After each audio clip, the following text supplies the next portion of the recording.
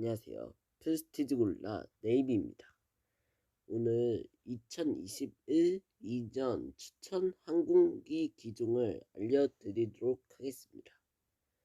여러분께서는 오늘 안 나온 기종, 안토노프 같은 경우는 또 안 나오고, 또 수송기, 폭격기 그런 건 절대 나오지 않고, 여러분이 타던 항공기 있죠. 보잉과 에어버스 정도는 나오도록 하겠습니다. 지금부터 시작하도록 하겠습니다. 네, 보시면 에어버스 있죠. 에어버스 같은 경우에는 앞글자를 A부터 시작합니다. 에어버스는 A로 시작하고요. 보잉 같은 경우에는 B로 시작합니다. 에어버스는 왜 A고 보잉은 왜 B냐? 에어버스에 들어간 A자가 A로 들어가기 때문에 A고, 보잉도 앞글자가 B가 되기 때문에 그렇게 됩니다. 먼저 소형 항공기 기종부터 알려드리도록 하겠습니다. 먼저 에어버스입니다. 319 비행기 같은 경우에는 319 같은 경우에는 좀 오래된 비행기 중 하나인데요. 한 1980년에서 90년 사이 정도 나온 비행기라고 하는데, 그 정도도 오래된 비행기라고 추적할 수 있답니다. 그 다음 A320 같은 경우에는, 만약 여러분이 김포공항에서 제주공항까지 갈 거면 거의 319보단 320, 31 같은 경우 많이 쓰기로 합니다. 근데 조금 연료 절약하기 위해서 200, 300, 200 네오, 300 네오를 씁니다. 제가 설명한 중에 A320 같은 경우에는 마지막 네오자 있죠. 이 네오자는 연료를 줄이면서 산소거리를 더 늘린다는 뜻입니다. 만약 김포에서 제주 간다면 김포에서 후쿠오카나 베이징, 로스앤젤레스까지는 못 가지만 베이징 정도는 갈 수 있겠죠. 그 다음 A321 같은 경우에는 A320만 잘 들으시면 A320, 321까지는 잘 이해하실 수 있습니다. 왜냐, 일단 비행기 날개를 보시면 일단 320이 이렇게 생겼습니다. 옆에 날개가. 근데 321 같은 경우에는 살짝 이렇게 구부러진 채가 됩니다. V자 구부러진 채만 잘 기억하시면 비행기 기종도 잘 아실 것 같습니다. 마찬가지로 A321 같은 경우에도 그 대신 A320을 업그레이드 조금 살짝 크게 만든 기종이 바로 A321 비행기인데, A320에서 200, 300이 있다면 A321 같은 경우에는 300 하고 끝났는데, 이제 새로 나온 비행기가 있습니다. 바로 A321 네오가 생겼습니다. LR 네오하고 LR 같은 경우는 생길 수 있습니다. 그 다음 A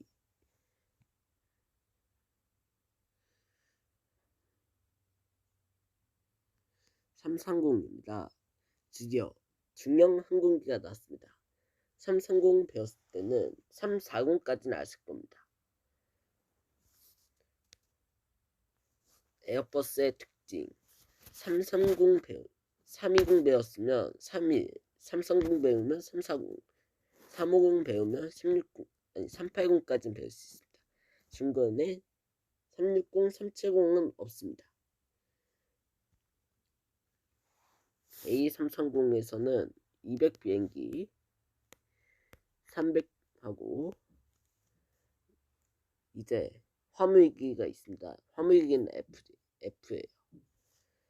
근데 그 안토노프 같이 수송 화물기를 소개하지 않는다고 했지 여객기 화물기는 소개할 겁니다.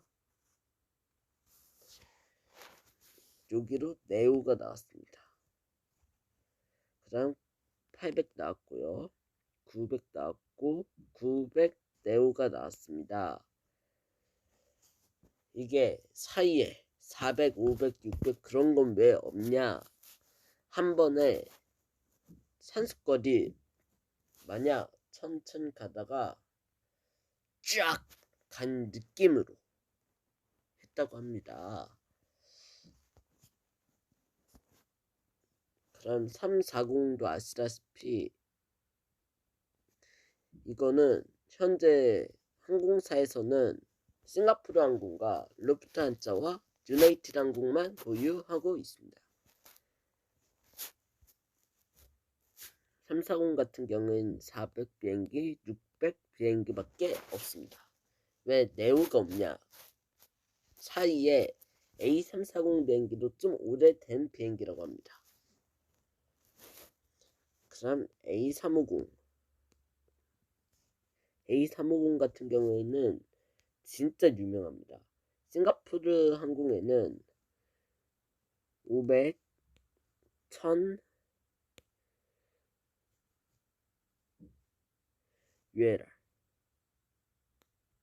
ULR 그럼 RP까지 나왔다고 합니다. ULR 같은 경우에 싱가포르 항공밖에 보유하지 않았고 RT 같은 경우는 유나이티드 항공에 딱 한 대 보유하고 있다고 합니다. A350 500과 1000 같은 경우에는 아시아나항공도 같이 보유하고 있고요. 거의 많이 쓰죠. 근데 ULR 같은 경우에는 최장거리 19시간 30분 동안 비행을 직항으로 할 수 있다고 합니다. 이번에 A380 초대형 비행기입니다. A380 같은 경우는 800과 900으로 나눠지는데 800은 그 웬만한 비행기에 거의 다 있습니다. 얼마나 많냐면 아시아나와 대한항공 기본도 보유하고 있고 에미레이트와 에티하드 비행기까지 거의 다 하고 있습니다.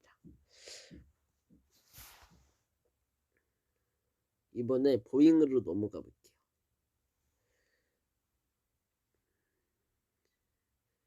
빛을 19 이것도 마찬가지로 왜 뒤에 19라는 게 진짜 오래됐나봐요 라고 하실 텐데 맞아요. 보잉은 에어버스보다 훨씬 더 오래됐을 겁니다. 여기서 공통점 찾아보세요. 에어버스의 공통점 맞아요. 앞에 있는 게 A와 3이잖아요. 앞에 있는 숫자가 3으로 돼 있죠. 에어버스의 상징인 A와 3은 기본도 들어간다고 합니다. 보잉은 B와 7이 돼 있고요. B719는 1950년 6.25 전쟁 때 거의 역할 한 게 바로 수송과 폭격으로 많이 쓴다고 합니다. 여객기를 어떻게 수송과 폭격을 하냐? 그 당시에는 기술이 별로 없어서 거의 최대한 큰 비행기로 개발할 수가 없었어요. 그래갖고 조그만 비행기라도 그렇게 했답니다. 그 다음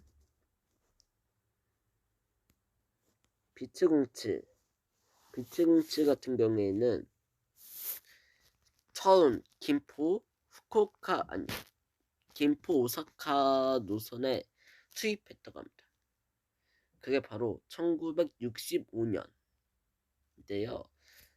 대한항공이 보잉을 거의 다 가졌다고 하는데 없어진 비행기로 생각보다 많다고 합니다. 비츠07 같은 경우에는 비츠19보다는 조금 더 큰 비행기로 개발했습니다. 그 다음 비츠1 갑니다. 비츠1 같은 경우에는 비츠07과 비츠19 비행기 같은 경우보다 훨씬 더 큰 비행기로 자랑하고 있는데 거의 비슷한 비행기면 A320과 비슷한 길이다 라고 생각하시면 되는데 뒤에 제트 엔진 있죠. 요즘 비행기는 날개 밑에 달잖아요. 그 비행기는 제트기라고 많이 부르는 이유가 날개가 엔진 뒤에 있어요. 뒤에. 그래갖고 거의 수송 조금 더 빠르다 라고 할 수 있는데 그건 옛날 땐 빠르다 느낄 수 있는데 요즘엔 별로 빠르다 느낄 수 없는 이유가 요즘 발전도는 더 빠른 비행기가 있어요. 뭐 콩코드 뭐 그런 거 있어요. 콩코드 그런 거는 엄청 빠르게 여객 수송 가능하거든요. 그 정도는 기본이야 라고 할 수 있습니다. 그럼 비츠1 갑니다. 대한항공이 비츠1 설립할 때 가장 중요했던 게 베이징 노선을 많이 투입했다고 합니다. 727은 거의 비슷한 게 A320과 비슷한 크기라고 할 수 있어요. 727과 727은 거의 비슷하다고 할 수 있는데 연료를 조금 더 줄인 거죠. 그래갖고 여기서 100이 나왔습니다. 이 100이라는 것은 수속 능력이 100km 더 갈 수 있다는 파워로 100이 설립됐다고 합니다. 그럼 비츠3 갑니다. 드디어 나왔습니다.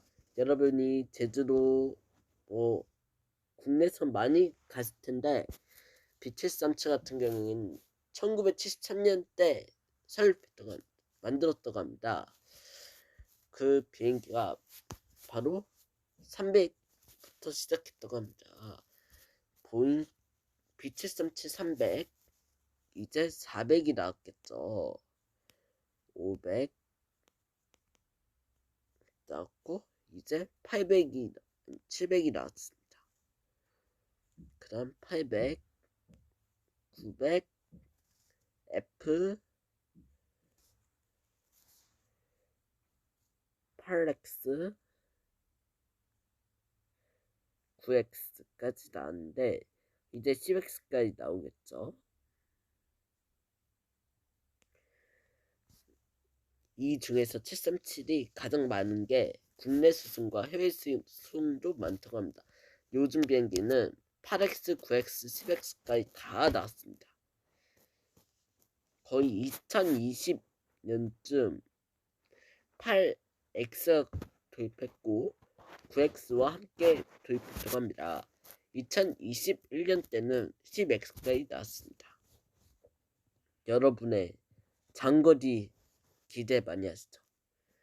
뭐 후쿠오카나 프랑크푸르트나 뉴욕, 하와이 그런 데 많이 가고 싶죠. 이럴 때 큰 비행기로 가야 되잖아요. 이럴 때 바로 드디어 나왔습니다. 비츠47 비행기가 나왔습니다. 보잉 747 같은 경우에는 좀 1960년대 새로 도입한 게 바로 200 비행기인데요. 200, 그 다음 300, 400까지 나왔습니다. 747, 400. 현재 아시아나가 보유하고 있는 게 400이라고 합니다. 근데 거기서 8i 비행기까지 나왔습니다. 8i가 나온 이유가 그때부터 소음을 조금 줄인 거죠. 비행기 소음. 비행 타면 소리 엄청 시끄럽잖아요. 이 시끄러움을 방지를 하기 위해서 이렇게 됩니다. 757 같은 경우에는 만약 장거리 가고 싶으면 747이라고 했는데 중단거리 있죠. 동남아 호치민, 하노이, 다낭, 마닐라, 뭐 오스트레일리아 같은 경우에는 757 탄 걸 추천드린 게 757은 장거리보단 중단거리 방콕 아니면 호이안 그런 데를 많이 추천드리고요. 괌 정도도 추천드린다고 합니다. 757 같은 경우는 600밖에 없어요. 왜냐 항공사에서 별로 선호하지 않는 비행기 중 하나인데요. 왜 별로 선호하지 않냐? 비행기 기종이 그동안 많았어요. 그래갖고 더 이상 도입하지 않아요. 왜냐? 거의 중단거리보다는 단거리를 많이 썼기 때문이에요. 이제 B767 갑니다. 여러분께서 767도 현재 아시아나 있긴 한데 김포 제주 노선입니다. 김포 제주 노선이 767 한 대가 있어요. 767 같은 경우에는 또 600, 700 밖에 없습니다. 이 757과 767 같은 경우에도 한 1990년 정도 도입을 했어요.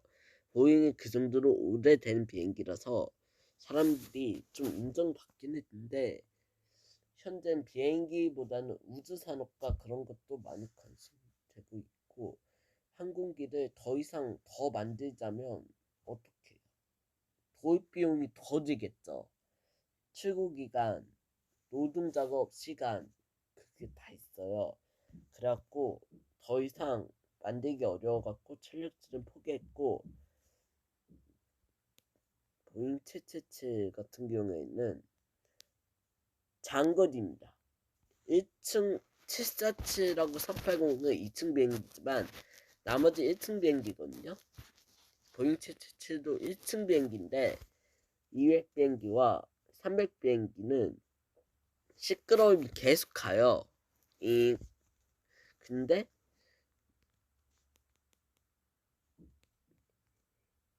200ER